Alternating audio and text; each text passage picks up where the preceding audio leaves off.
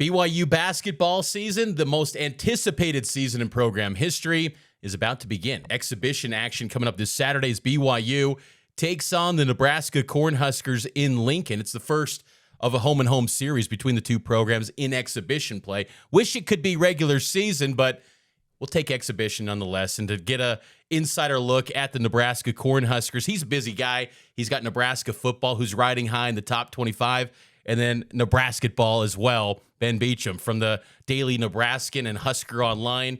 Ben, appreciate you hopping on board. And I know it's busy time of the year, so I appreciate a few minutes.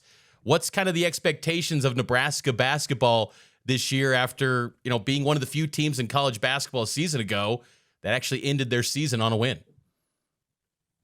Yeah, first off, thanks for having me. Great to be here. Yeah, this team, there's a lot of questions sort of heading into it. Right now, they probably have around 11 to 12 guys that could make an impact on the roster. I think that the exhibition for them is really going to be mostly about trying to maybe find who those guys are. They return a lot of veteran leadership. Rank Mass is the big name to watch out for. He was out for all of last year, but he was a big contributor on that 2023-24 tournament team starting center. They bring back Jamarcus Lawrence, who left for a year to go to Rhode Island, but has come back to Nebraska. He will probably slot in at that starting point guard spot. There's a lot of leadership, and I think the main thing about this team is that they can really shoot. They have top to bottom shooters. I think one of the main things Fred Hoiberg has honed in on is getting those shooters. Every guy in that lineup is going to be able to stretch the floor, although they might not all play out on the perimeter. Guys like Connor Essegian and Price Sanford are going to be able to they're kind of like microwaves. They can really turn up at any moment. Kevin Young, BYU basketball head coach, said that he spoke with Fred Hoiberg a little bit to try to figure out how to construct this exhibition, because it's not obviously a typical game. It's not going to count in the standings.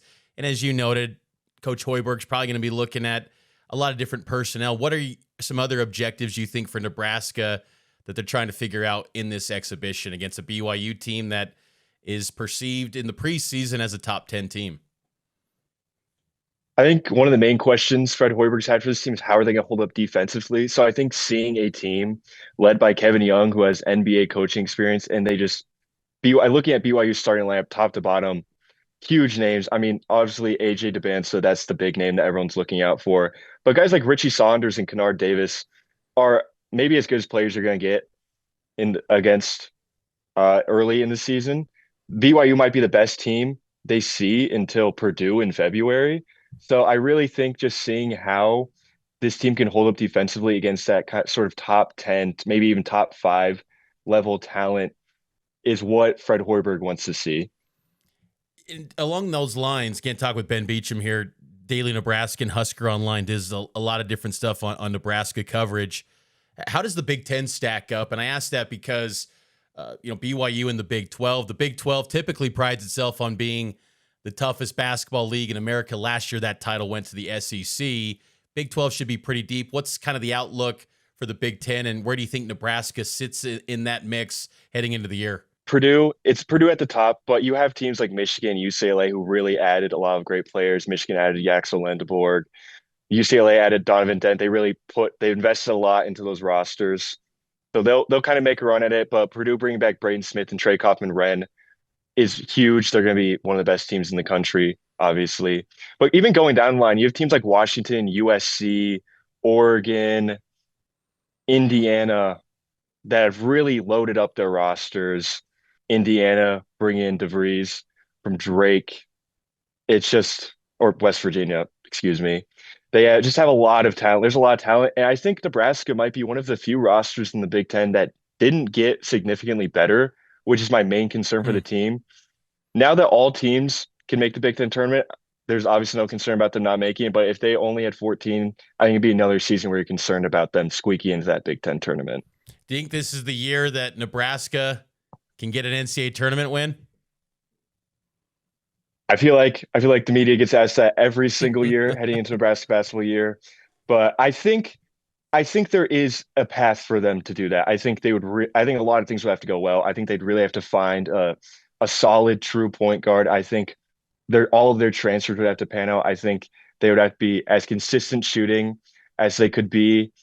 I think they would have to find things defensively. I think they just kind of have to like kind of settle in. I think they have the veteran leadership to do it, but obviously they are also replacing their two best players, Bryce Williams and Juwan Gary, who they averaged 35 points per game. Juwan Gary was their defensive anchor. I think if Fred Hoiberg can find a solid identity for this team, they could do it, especially when you're in the Big Ten and you're facing some great teams all year.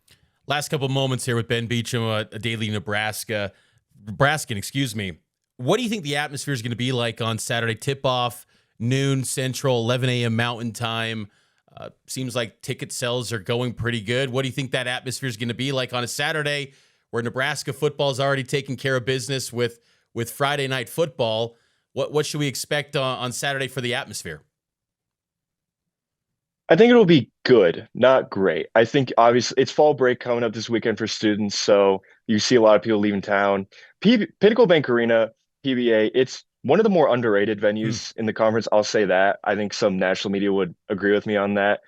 But there's also a lot of people who are focused on football, and there's just not a lot of buzz around this team right now. And especially, it's an earlier exhibition than we're used to at Nebraska.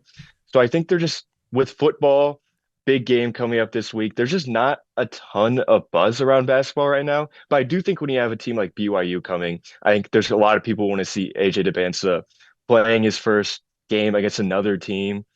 I think, I really think maybe there's more buzz than I've been hearing, but I've just not been seeing a lot around here. I feel like the most buzz I've seen is Matt Rule stuff in Penn State. That's been the big stuff this week. Uh, Basketball's just been a little bit mum, but I think if they can go out there and put together a solid performance, the hype will start to ramp up for Nebraska. Definitely excited to see how this Nebraska team gets put together this season. I'll be definitely keeping tabs throughout the year because BYU wants to get a strong barometer going into the year for this exciting season for Cougar Hoops. Ben, appreciate the time. Best of luck going forward, and looking forward to all your coverage, football, basketball for Nebraska with the Daily Nebraskan. And thanks again for giving some insight into the Cornhuskers. Thank you. I had a great time.